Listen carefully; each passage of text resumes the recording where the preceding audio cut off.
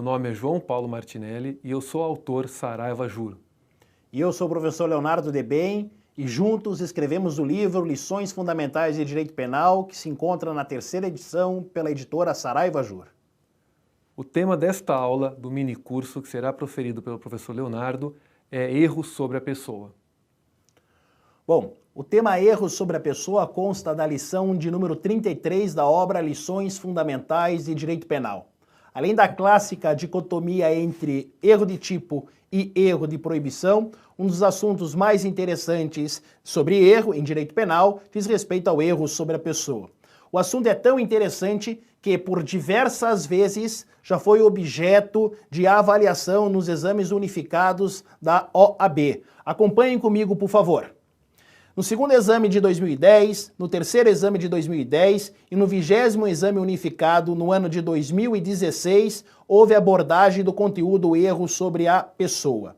No segundo exame, a questão narrava que a Arlete, em estado puerperal, manifesta a intenção de matar o próprio filho recém-nascido. Após receber a criança no seu quarto para amamentá-la, essa criança foi levada para o berçário. E durante a noite, Arlete foi ao berçário e, após conferir a identificação da criança, a asfixiou, causando a sua morte. A questão, portanto, dá a entender que, durante o período noturno, Arlete ainda se encontrava em estado puerperal. Na manhã seguinte, ficou constatada a morte por asfixia de um recém-nascido que não era o filho de Arlete. Diante do caso concreto, o examinador pediu ao candidato para assinalar a alternativa que indicasse qual seria a responsabilidade penal da mãe.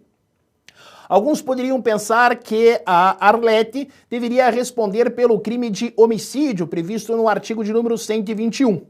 Porém, isso não estaria correto, tendo em vista que a questão narra uma hipótese de erro quanto à pessoa e ainda que a Arlete não tenha praticado o crime contra a pessoa que pretendia, ou seja, o seu filho recém-nascido, e sim contra uma outra criança recém-nascida, ela igualmente deve responder pelo crime de infanticídio previsto no artigo 123 do Código Penal. O regramento sobre erro sobre a pessoa consta do parágrafo 3º do artigo 20 do Código Penal. Vamos verificar esse conteúdo. A redação do parágrafo 3º do artigo 20 é a seguinte: o erro quanto à pessoa contra a qual o crime é praticado não isenta de pena. Não se consideram, nesse caso, as condições ou qualidades da vítima, senão as da pessoa contra quem o agente queria praticar o crime. Então, pessoal, a primeira informação que a gente tem que ter em mente é o seguinte: o erro quanto à pessoa não isenta o agente que praticou o comportamento de uma responsabilidade penal. O legislador, portanto, determina que haja uma punição e que essa punição leve em consideração as características ou as qualidades da vítima que o agente pretendia alcançar, ou seja, no nosso exemplo, as vítimas do recém-nascido, e não as da pessoa contra quem foi realmente praticado o comportamento. O que nós precisamos ter atenção aqui é que a descendência é uma circunstância agravante de qualquer delito.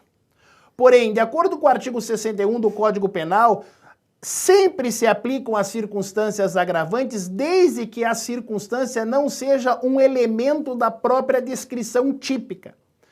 Não é possível, portanto, agravar a pena na segunda fase da dosimetria nesse comportamento de infanticídio justamente porque o comportamento de Arlete foi praticado contra o próprio filho, no caso, o filho recém-nascido.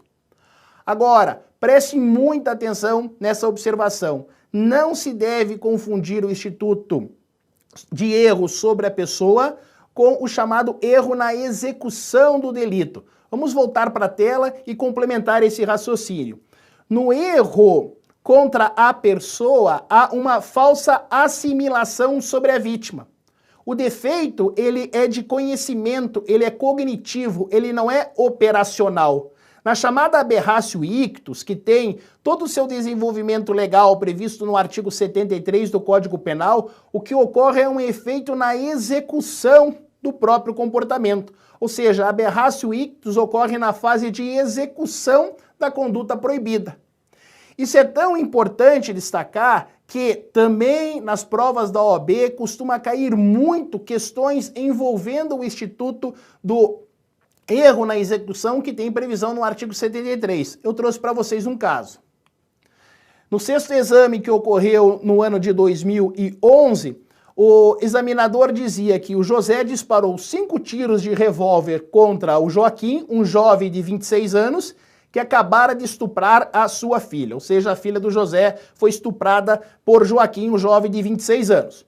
Contudo, em decorrência de um problema na mira da arma, José errou o alvo, vindo a atingir Rubem, um senhor de 80 anos, ceifando-lhe a vida. O examinador pergunta, a partir dessa narrativa, se é correto afirmar que José responderá. O que nós temos neste exemplo não é um erro sobre a pessoa. José não desejava atingir a pessoa de Joaquim e alcançou o resultado contra a pessoa de Rubem.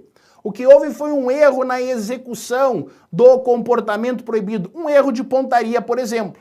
Então, nesse caso, voltando, o que o examinador gostaria que o candidato respondesse é que José responderia por um homicídio privilegiado consumado, ou seja, pela morte de Joaquim, nesse caso, levando em consideração um motivo de relevante valor moral, aí está caracterizado o privilégio, uma vez que ocorreu o chamado erro na execução do comportamento.